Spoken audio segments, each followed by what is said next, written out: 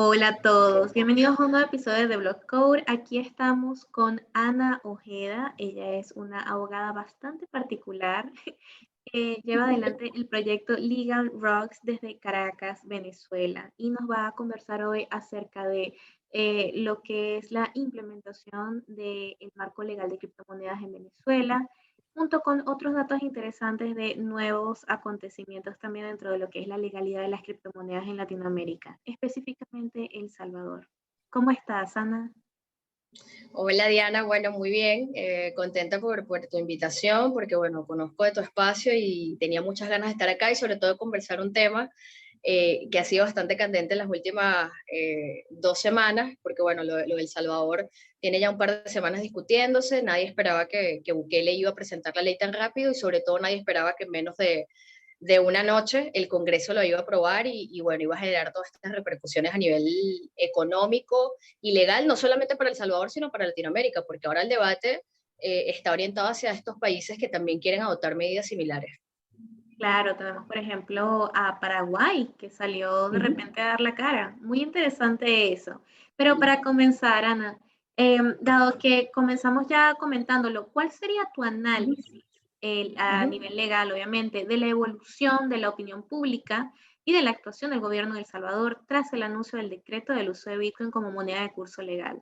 O sea, ¿qué, ¿qué es lo que tú has visto y analizado hasta el momento en esta evolución de hechos que se ha dado más que todo a través de Twitter? Sí, yo creo que bueno, ahora Twitter es el espacio donde los políticos presentan sus proyectos y donde los ciudadanos aprueban o desaprueban, ¿no? Fíjate, el tema del Salvador ha sido bastante particular, como te decía al inicio, porque bueno, tenemos un proyecto de ley que fue presentado en forma repentina, fue discutido yo creo que en apenas unas 2 o 3 horas, si no estoy errada, fue aprobado en forma veloz y bueno, esto trajo, digamos que personas que lo están apoyando, pero también personas que están en desacuerdo con la implementación de la ley Bitcoin en El Salvador. Y no estoy hablando de personas que sean haters del Bitcoin, sino de los mismos ciudadanos del país que han levantado su voz junto a los empresarios y han dicho que pues tienen una preocupación sobre esta implementación, sobre el hecho de que ahora el Bitcoin sea moneda de curso legal en El Salvador, que tiene muchas implicaciones, no solamente para los comerciantes, no solamente para los empresarios, sino para los ciudadanos. Yo creo que en términos generales es una medida bastante positiva en teoría, que ha sido bien recibida por la ciudadanía en términos generales, pero todavía hay bastantes preocupaciones, porque bueno, es una ley que a todas luces, a mi parecer, irresponsablemente lo digo, creo que fue hecha con bastante premura, creo que es una ley que deja muchos puntos por fuera, es una ley que a mi parecer tiene algunos vacíos, que será importante que puedan ser suplidos por el reglamento que entiendo que se va a discutir y a promulgar en las próximas semanas, que al final será el que termine llenando esos vacíos y explicándonos cómo va a ser la implementación de esta ley. Así que en rasgos generales yo creo que estamos ante un escenario que generalmente se puede decir que es positivo, pero que está generando muchas suspicacias en la población y que hay muchas preguntas que todavía no han sido respondidas por el gobierno de Bukele y pareciera que no van a ser respondidas tan pronto porque nada más y nada menos ayer han dicho que están buscando asesoría técnica para saber cómo van a implementar esto. Y yo creo que eso es un poco grave, presentar un proyecto y aprobarlo sin tener la infraestructura técnica para saber cómo vas a implementarlo. Claro, y también está bastante curioso el hecho de que se vea como una medida positiva y sin embargo tiene sus fallas. ¿Podrías indicarnos cuáles son las principales fallas en esta propuesta, bueno, en esta ley aprobada en El Salvador? Mira, yo creo que las fallas van un poco más allá de lo legislativo, de lo técnico, de lo legal, y yo creo que pasa más por un tema de hacer parte a la población y la ciudadanía. Lo voy a explicar brevemente en términos coloquiales. Se supone que cuando un gobernante o un país promulga o discute o en este caso promueve una ley, debería haber participación de la sociedad civil, es decir, de los ciudadanos, de los empresarios, de los gremios, es decir, de todas las personas que hacen vida en un país para que esta ley en teoría pueda tener un componente social bastante amplio y todos los sectores puedan ser incluidos y puedan ser escuchados. Yo creo que una de las fallas principales o la más grande es el haber hecho una ley express que no escuchó, y no lo dice Anojeda, lo ha dicho la Cámara de Comercio e Industrias de El Salvador ayer, dieron una rueda de prensa en la que decían que se sentían absolutamente preocupados porque no fueron escuchados ni ellos, ni la ciudadanía, ni los gremios en general, y evidentemente tienen muchas preguntas que no han sido respondidas. Entonces yo diría, la primera falla que le veo a esta ley, más que un tema legislativo o técnico, es el no haber escuchado a la ciudadanía, el no haber sometido esta propuesta al pueblo en general, a las personas, para que la conocieran, para que la discutieran. Eso como un primer punto.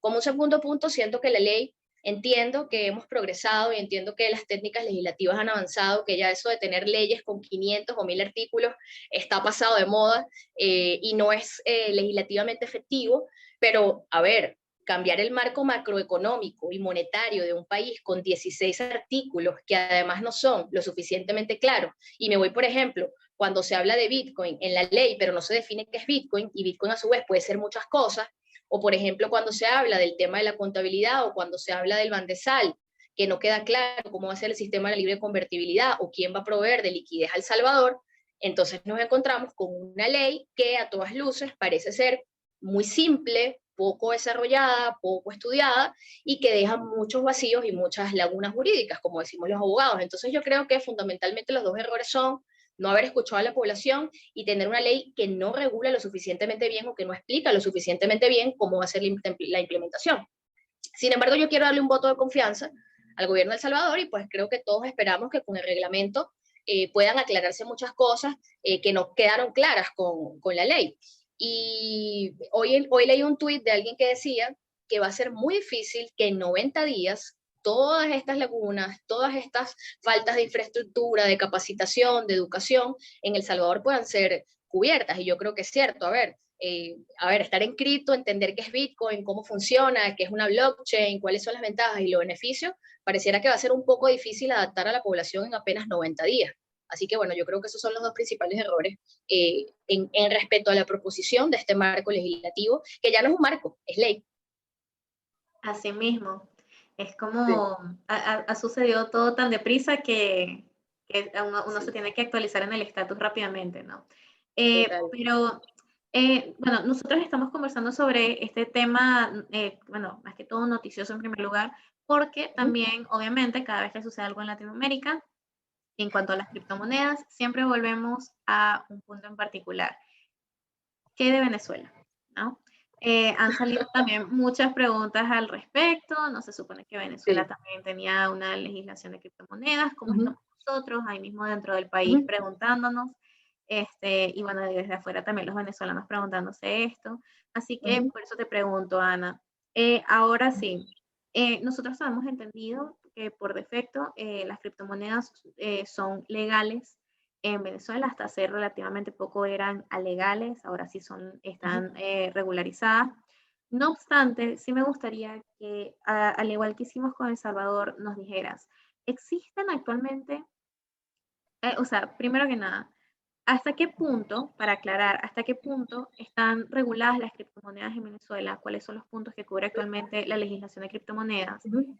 Y luego, ahora sí, ¿cuáles son las lagunas que tiene este marco legal de criptomonedas en Venezuela? Sí, fíjate, tú sabes que el tema con Venezuela es bastante interesante y me gusta que hables de lagunas, porque en Venezuela, más o menos a partir de 2014, 2015, surge todo este boom de la minería digital por, bueno, por muchos factores. Primero porque, bueno, tenemos electricidad muy, muy barata. Generalmente en Venezuela las personas no pagan electricidad y esto hay que decirlo. Los mineros ante este boom vieron una oportunidad, un espacio interesante para minar Bitcoin, para minar otras cripto, y comenzaron a hacerlo. Y cuando comienzan a hacerlo, la minería no estaba regulada por el Estado venezolano. Y al no estar regulada no era ilegal. Porque, a ver, para que algo sea ilegal debe estar regulado y debe decir la ley, mira, esta actuación o esto que estás haciendo es ilegal. ¿Qué sucede? El Estado venezolano se da cuenta en ese entonces que había una actividad muy lucrativa que estaba siendo ejercida por muchos venezolanos y que ellos no estaban tributando, es decir, no estaban pagando impuestos, no estaban pagando electricidad y el Estado de alguna forma u otra se estaba quedando por fuera. ¿Ok? Digamos que de esa tributación. Más que un tema de regular la minería o de no permitir que los ciudadanos no lo hicieran, yo siento que al final la preocupación del Estado venezolano era, epa, nosotros no estamos siendo partes de esas comisiones o nosotros no estamos teniendo estos incentivos económicos, nosotros queremos regular y debemos regular para poder ser parte económicamente de esta actividad. Entonces, eso como un primer punto. En 2017, bueno, sabemos todo el tema del petro, vamos a obviarnos la parte del petro porque creo que eh, es muy conocido mundialmente, fuimos el primer país que creó su propia, en teoría, criptomoneda basada en un commodity como, bueno, es el petróleo, el oro, etc.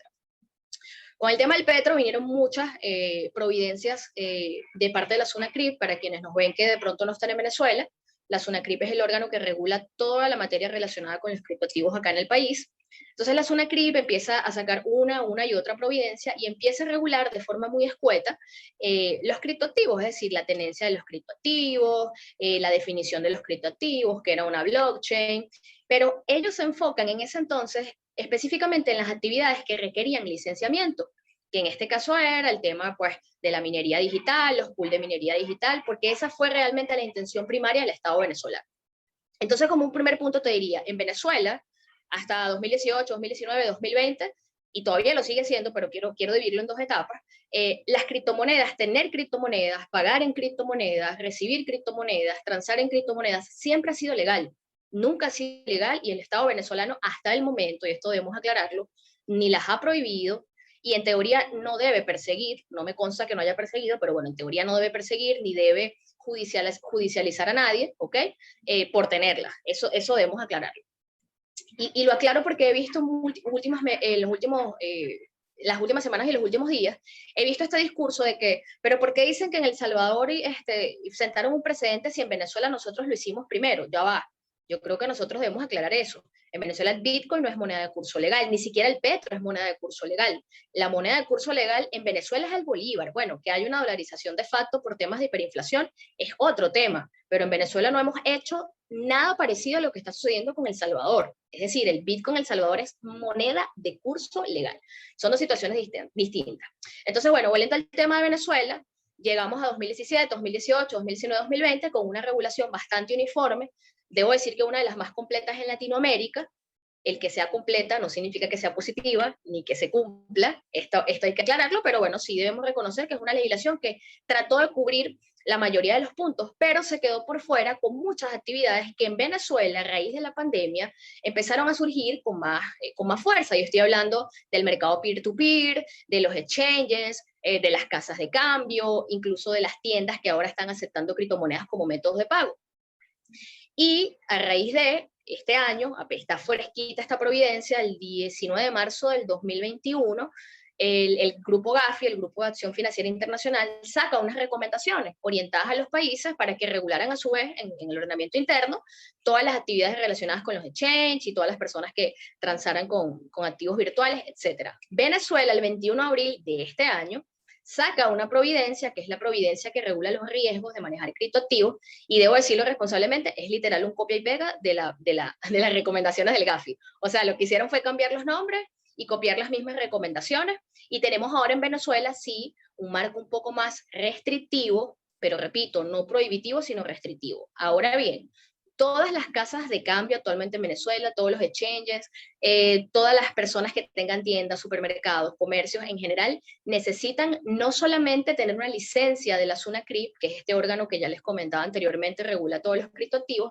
sino que además deberán reportar periódicamente las operaciones, deberán reportar los nombres de los clientes que tienen estas tiendas o estas empresas, deberán cumplir con políticas como el KYC o el Know Your Customer, deberán realizar debidas diligencias. Es decir, ahora en Venezuela el tema regulatorio se pone un poco más pesado, porque antes muchos negocios o muchos comercios sencillamente, bueno, aceptaban criptos como métodos de pago y ya.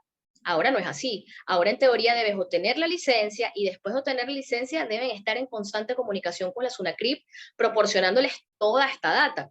Y esto origina un debate bastante interesante porque ahora mucha gente dice, bueno, pero si además de me tengo que inscribir en la SUNACRIP, tengo que darle a la SUNACRIP los datos de mis clientes, es decir, de las personas que compran en mis comercios, de las cantidades que estas personas gastan, hay un tema de privacidad bastante interesante y que sí pudiera ponerse en tela de juicio la pertinencia o no de esta providencia, pero en términos generales te diría que actualmente en Venezuela cualquier persona puede aceptar criptos como forma de pago, puede pagar con criptos, puede comprar con cripto, puede tenerla en su comercio, incluso tenemos una cosa muy interesante y novedosa, y es que en Venezuela ya puedes crear compañías que se dediquen al intercambio de activos virtuales, cosa que hasta el año pasado no podíamos hacer. Entonces, bueno, creo que hemos venido avanzando, no sé si de la forma más positiva, pero Venezuela ha venido ajustándose, lo que para algunos pudiese ser extraño, a las recomendaciones del Grupo de Acción Financiera Internacional. Y yo creo que esa es una lectura que en teoría debería ser positiva. Eres extremadamente optimista. Muy optimista. Diana, soy Entonces, abogada. y eso que eres abogada. No, no, no, todo, o sea, de verdad para sentar como un contexto de lo importante que es todo lo que nos estás conversando, ¿no? En primer lugar, en eso tienes completa razón. Es increíble que ya sea posible que en Venezuela puedan existir emprendimientos que estén dados a lo que sería el comercio de criptomonedas y que por fin haya un flujo de dinero en bolívares y supongo también en dólares, más allá de, por ejemplo, plataformas sumamente utilizadas como lo son Local Bitcoins y Binance, que ni siquiera son nacionales ni regionales, son plataformas comerciales bastante grandes, internacionales. Nos, o sea, este tipo de actualizaciones no se pueden tomar sin ciertos sentimientos, siendo Bitcoiner desde 2016, recordando los primeros casos de exchanges nacionales que fueron cerrados, aunque estaban operando desde afuera. De verdad que es algo, es un avance, se podría decir que es un avance en ese aspecto, y no obstante está muy bien también que quede un pequeño pin que allí también anotado el hecho de que no es necesariamente algo del todo positivo a nivel de usuario, porque siguen habiendo en efecto muchas lagunas y muchos incisos, ¿no? Nada, Ana, también quería preguntarte, dado que estás mencionando lo que es la parte del emprendimiento, que me parece que es súper importante. Hasta el momento, ¿cuáles son, o sea, cuando hablamos de que los emprendimientos con criptomonedas ya pueden empezar a avanzar un poco en Venezuela, ¿a qué medidas legales están sujetos y a cuáles barreras se enfrentan actualmente? Mira, voy a comenzar la respuesta contándote una pequeña anécdota de un exchange al que estoy asesorando, van a estar en Latinoamérica, y ellos tienen su sede fuera de Venezuela, a pesar de que hay algunos de sus integrantes que son venezolanos, ellos tienen su sede, están registrados en Malta, en Estonia y en Estados Unidos, o sea, tienen múltiples registros. Y yo les digo, ok, si van a estar en Venezuela, ustedes tienen intención de registrarse en Venezuela, y me dicen, ni locos. Y un poco las consecuencias de tener un marco regulatorio tan completo, tan extenso, es que al final no terminas regulando, sino que terminas ahuyentando la innovación, terminas ahuyentando a los emprendedores, porque cuando vas a iniciar una empresa o cuando tienes una startup con una solución innovadora, generalmente no tienes tanto capital para cumplir con tantas leyes y para cumplir con tantos recaudos y para pagar tantos abogados y para atravesar procesos tan burocráticos y tan lentos. Y para nadie es un secreto que Venezuela es un país absolutamente burocrático, donde la cosa más sencilla puede volverse la cosa más difícil de obtener.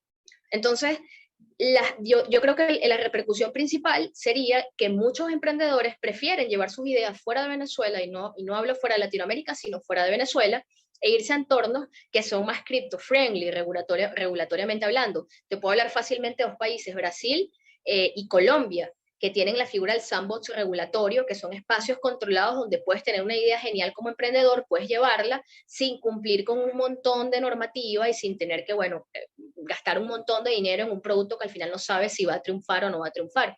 Entonces yo creo que cuando hay un emprendimiento que en Venezuela quiere iniciar en este ámbito de las cripto, bueno, se enfrenta primero con la incertidumbre de saber si o no se le va a otorgar la licencia ante la SUNACRIP, primero. Segundo, la incertidumbre de saber si o no su empresa va a poder ser efectivamente registrada. Y te pongo un ejemplo, y esto también lo digo responsablemente. Yo estaba hace un par de semanas, casi 3, registrando una empresa, y yo fui a un registro, y cuando el registrador ve el objeto de la empresa que se iba a dedicar a la comercialización de criptoactivos, me dice que yo necesitaba el permiso de la SUNACRIP. Yo le decía, pero es que quien va a registrar es usted la empresa, no es la SUNACRIP. Y entonces cuando vas a la SUNACRIP, en la SUNACRIP me dicen, no, pero es que tú puedes registrar la empresa y después es que vienes a pedirnos la licencia a nosotros. Entonces allí más o menos perdí 2 semanas porque los funcionarios todavía no saben cómo van a implementar estas normativas y quién sufre. Sufre en este caso el emprendedor. Entonces yo te diría que las barreras son, primero, un marco regulatorio que a pesar de que es completo,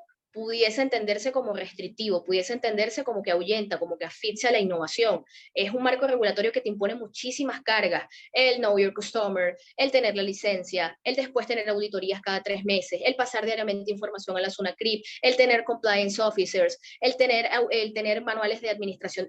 Es decir, es un marco regulatorio que puede ser asfixiante, para emprendimientos, ¿sabes? Muy pequeños o medianos. De pronto para empresas muy grandes que tienen, ¿sabes? Tienen buen capital, tienen buena estructura, estoy segura que no van a tener ningún problema en cumplir con este marco, pero para los pequeños y para los medianos, yo creo que son muchas las cargas a nivel legal y al final la consecuencia termina siendo que son muy pocos los que deciden emprender en Venezuela y la mayoría terminan yéndose a entornos más amigables en Latinoamérica. Claro, me recuerdas es más que todo, por ejemplo, al caso de México, con la famosa Uh -huh. ley FinTech de 2018, Sí. 2019. Uh Uf. -huh. Bueno, Literal. Venezuela encaminándose a México, será, y no de la mejor manera. Sí, Este, increíble, porque México tiene un hub de tecnología súper genial, es decir, a ver, tiene el monstruo de Bitso y tiene muchas otras cosas geniales. Ahora mismo México está por lanzar, tiene como dos proyectos enfrentándose, su primer stablecoin, creo que una se llama Moneta y la otra se llama Petso, y son proyectos que están allí enfrentándose durísimo, y te habla de que México tiene innovación, tiene gente que está metida en esto, tiene gente que quiere posicionar en el mercado a México, pero bueno, México también tiene un marco regulatorio que es bastante asfixiante y es bien difícil, a menos de que tengas un buen capital, terminar por sacar un producto de esta clase y de este tipo en México. claro. Y Ana, para cerrar, y de verdad muchísimas gracias por esta conversación tan interesante, quisiera que por favor nos dijeras, ¿qué es lo que podemos, qué es a lo que debemos estar pendientes en el futuro cercano en lo que sería el tema de regulación con criptomonedas, tanto en el caso específico de Venezuela, como en lo que hayas visto del resto de Latinoamérica? ¿Cómo ves que esto está avanzando? ¿A qué puntos crees que deberíamos tomar más en cuenta cuando empecemos a ver las nuevas noticias que llegarán sobre regulaciones de Bitcoin aquí en Latinoamérica? Mira, yo miraría un poco más de Bitcoin y hablaría incluso de las DeFi. Tenemos ya que el World Economic Forum ha sacado un paper hace 3, 4 días, lo llamaron un toolkit, porque ahora los gobiernos van por las DeFi también. Es decir, las DeFi hasta el momento, o estas aplicaciones o productos de finanzas descentralizadas para quienes no lo conocen, es decir, que no dependen de un banco ni una entidad central, ahora los gobiernos van por las DeFi. Entonces yo creo que en Latinoamérica vamos a tener dos corrientes: los países que van a oponerse a la legalización del Bitcoin como moneda de curso legal, porque, a ver, tenemos a Panamá, que bueno, Panamá en teoría no está dentro de Latinoamérica, pero bueno, en teoría está muy cerca de nosotros, está Panamá, está Paraguay, está Uruguay también, el ministro de Tecnología de Colombia también está muy cerca de lo de El Salvador, porque parece que quieren hacer algo en Colombia. Así que yo creo que en Latinoamérica vamos a tener posiblemente un país o dos países cuyos nombres no voy a decir, que van a ser un poco reacios a este tema, porque al final son precedentes que se están sentando, y el JP Morgan decía hace unos 4 días que a él le parecía insignificante lo que hacía El Salvador y que creía que no tenía repercusiones económicas porque era un país pequeño, pero lo cierto es que este país pequeño puso a todo el mundo a debatir, a los pequeños y a los grandes países, y a hablar de independencia y de libertad financiera. Entonces yo creo que lo que vamos a ver en Latinoamérica a nivel regulatorio, aunque mucha gente no lo crea, vamos a ver a los países abriendo un poco más el marco regulatorio, flexibilizándolo para atraer innovación, para deslastrarse un poco del Fondo Monetario Internacional, del Banco Mundial, atraer innovación y generar más ingresos a sus países. Yo creo que esa va a ser la corriente que van a seguir los reguladores en Latinoamérica, claramente con un enfoque de protección al consumidor, de protección al ciudadano, de siempre decirles a las personas, mire, tienen que tener cuidado cuando vayan a transar en criptomonedas, pero yo lo que veo es que Latinoamérica, contrario a lo que está pasando en Europa y en Asia, los reguladores latinoamericanos están muy abiertos a adoptar Bitcoin como moneda de curso legal y hacer que los marcos sean más flexibles, porque al final, Diana, de cuán flexible o cuán restrictivo sea el marco que tengas en tu país va a depender mucho de cuánta inversión atraes para tu país. Y siendo que producto del COVID sabemos que los productos internos brutos de los países se contrajeron increíblemente y la pobreza aumentó, yo estoy segura que muchos gobernantes latinoamericanos están viendo en el Bitcoin una opción de atraer inversión y de atraer capital para sus países. Pasamos entonces de una negativa total a pasar ya por lo que serían quizás las fases del duelo, pero esta vez las fases de aceptar criptomonedas. La negación, la ira, ahora estamos en quizás la negociación, yendo hacia la aceptación, ya veremos, ¿no? Pero bueno, de nuevo, muchísimas gracias por esta conversación de hoy, Ana. De verdad, pues súper interesante aprender un poco más desde el aspecto legal sobre las criptomonedas y lo que está ocurriendo en Latinoamérica. Bueno, muchas gracias a ti, Diana, por la invitación, por tu espacio. Bueno, espero que sea la primera de muchas veces que conversemos sobre estos temas regulatorios, que yo sé que a mucha gente les da miedo, que la gente a veces asocia erróneamente marco regulatorio con prohibición, y no es así. Cuando vas a implementar Bitcoin o cualquier criptomoneda o cualquier activo en un país, es decir, cuando lo va a hacer el gobierno, obviamente hay que regular porque hay que proteger al consumidor y hay que hacerlo de la mejor forma posible. Y por eso te decía al principio que yo sentía que un poco el error de El Salvador era haberlo hecho tan apresuradamente, sin la asesoría adecuada, porque, a ver, estás cambiando el marco fiscal, el marco monetario de un país, no puedes hacerlo de forma apresurada, debes hacerlo de forma correcta para proteger a todas las partes involucradas. Entonces, bueno, yo siento que regulatoriamente vamos a ver cosas interesantes, siento que Latinoamérica ahora mismo es el eje y el foco de la conversación, no solamente El Salvador, sino Latinoamérica. Yo creo que para todos nosotros, no solamente los que somos de Venezuela, sino en Latinoamérica en general, todo esto es bastante interesante y bastante positivo porque nos posiciona nuevamente en el mercado, ya no solamente como el continente que utiliza criptomonedas por hiperinflación, sino ahora, en Latinoamérica hay talento, en Latinoamérica hay innovación y nosotros debemos ir a invertir en Latinoamérica y eso es lo que yo espero, tal vez de forma muy optimista o utópica, ver en los próximos meses y en los próximos años. Veremos entonces si es así. Ojalá se cumpla, Ana. De nuevo, Hola. muchísimas gracias.